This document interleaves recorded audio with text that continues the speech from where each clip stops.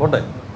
അപ്പോൾ വ്യവസായ മന്ത്രിയാണല്ലോ മെട്രോയ്ക്കെതിരെ സമരം ചെയ്ത്. മെട്രോയ്ക്ക് ചിലപ്പോൾ മാറിപ്പോയതായിരിക്കും പറഞ്ഞപ്പോൾ, മെട്രോയ്ക്ക് വേണ്ടി സമരം ചെയ്തതെന്നായിരിക്കും അദ്ദേഹം ഉദ്ദേശിച്ചിട്ടുണ്ടാവുക. അങ്ങനെയാണ് ജസ്റ്റിസ് വി ആർ കൃഷ്ണസ്വാമി അധ്യക്ഷനും ഞാനുമായി കൺവീനറുമായി ജനറൽ കൺവീനർ, ഞാനന്ന് അദ്ദേഹം പറഞ്ഞ പാർട്ടി സെക്രട്ടറി അല്ല, പാർലമെന്റ് മെമ്പറാണ്. ഞങ്ങൾ ഒന്നിച്ച് ഡൽഹിയിൽ മൻമോഹൻ സിംഗിനെ വരെ കാണാൻ പോകുന്നത് മെട്രോ അനുമതിക്ക് വേണ്ടിയാണ്. മൻമോഹൻ സിംഗിനെ കാണാൻ ജസ്റ്റിസ് വി ആർ കൃഷ്ണയ്യയുടെ അവസാനത്തെ യാത്രയാണ്. നിങ്ങൾ ഡൽഹിയിലുണ്ടോ? ഇല്ല. ഇദ്ദേഹം ഡൽഹിയിലുണ്ട്, ഓർമ്മയുണ്ടല്ലോ അല്ലേ? അല്ലാണ്ട് മെട്രോയ്ക്ക് പാടില്ല എന്ന് പറഞ്ഞിട്ടല്ലേ ഞങ്ങൾ കൃഷ്ണസ്വാമി അവസാനം അങ്ങോട്ട് പോയി. അവിടെ പോയിട്ട് ഈ മനുഷ്യന് ഓന്തിന്റെ ഓർമ്മയെന്ന് കരുതിയിട്ടതൊക്കെ പറയുന്നു, പെട്ടെന്ന് മറന്നു പോകുന്നില്ല.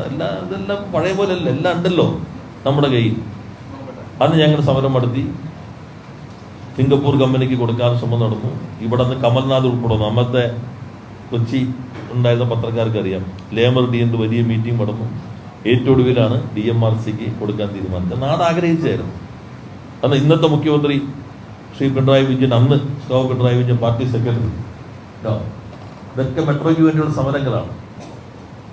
മെട്രോയ്ക്ക് എതിരല്ല, മെട്രോയ്ക്ക് വേണ്ടി. ഇതൊക്കെ കേരളത്തിൽ ഇതൊക്കെ ചെയ്യേണ്ടി വരും. ഇത്രയും കഠിനത്വം. ഇപ്പൊ ഞാൻ ഇൻവെസ്റ്റ് സമ്മിറ്റിന്റെ 24/7 പോലെ പ്രവർത്തിച്ചുകൊണ്ടിരിക്കുന്നതിനിടെ ഇതെല്ലാം പറയേണ്ടി വരുന്നു എന്നുള്ളതുകൊണ്ടാണ്. പിന്നെ മറ്റത് എന്നെ സംബന്ധിച്ചാകാൻ അറിയില്ല, കാരണം ഗെയില് ഞാൻ വിസ്തീരിച്ച് പോയതാണ്. അതുകൊണ്ടായിരിക്കും പേര് പറയാതെ അദ്ദേഹം പറഞ്ഞു. ഇതെല്ലാം സഭയിൽ പറയുമ്പോൾ എഴുന്നേറ്റുന്ന അപ്പം ഞങ്ങൾ കാര്യങ്ങൾ വിസ്തീരിച്ച് വ്യക്തത വരുത്തുമായിരുന്നല്ലോ. അപ്പോൾ അത്തരത്തിലുള്ള പ്രചാരവേലകൾ നമ്മുടെ നാടിന് പൊതുവെ ഗുണം ചെയ്യുന്നതല്ല. കേരളം വ്യവസായ സൗഹൃദത്തിൽ ഏറ്റവും മികച്ച സംസ്ഥാനമായി മാറി.